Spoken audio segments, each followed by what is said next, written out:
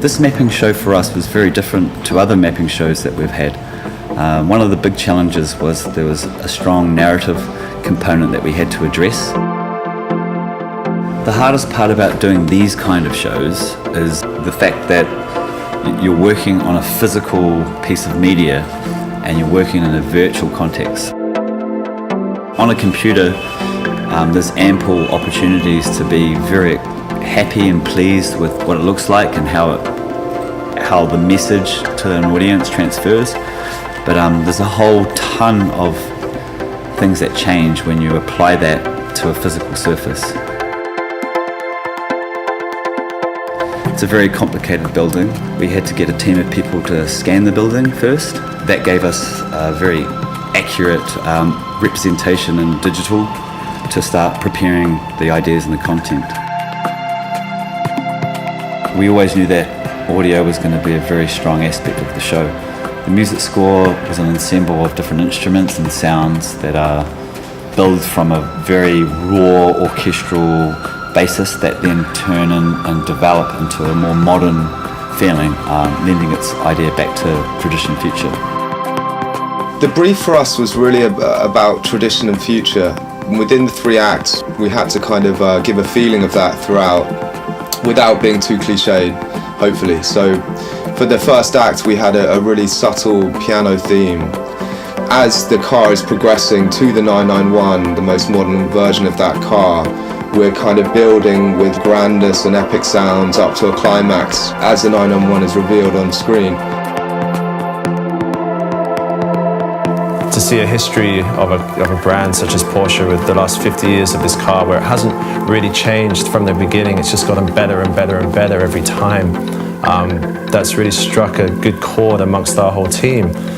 So to be able to work in a location that is deep in history and be able to, in a way, manipulate that to tell a story of Porsche that's 50 years old that people in China are not familiar with is really quite special.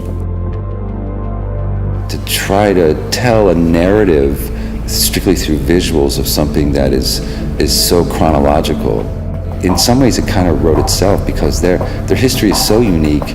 If you just kind of lay out the facts of what they did, it's instantly interesting.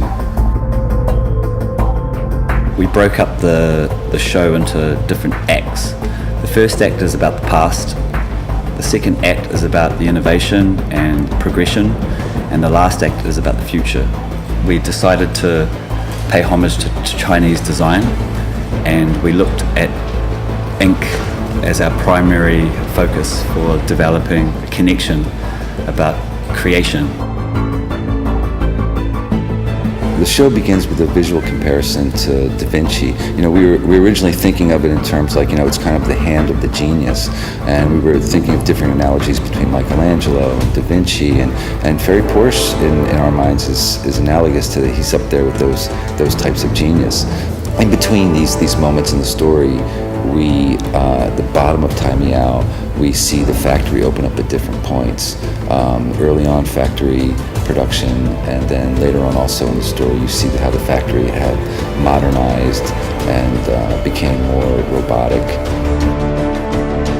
Using the concept of turning the temple into a garage, and seeing this progression of all these cars getting built in this kind of fantastic workshop really takes you completely away from being in China, completely away from being in such a historic old building into something very new and progressive.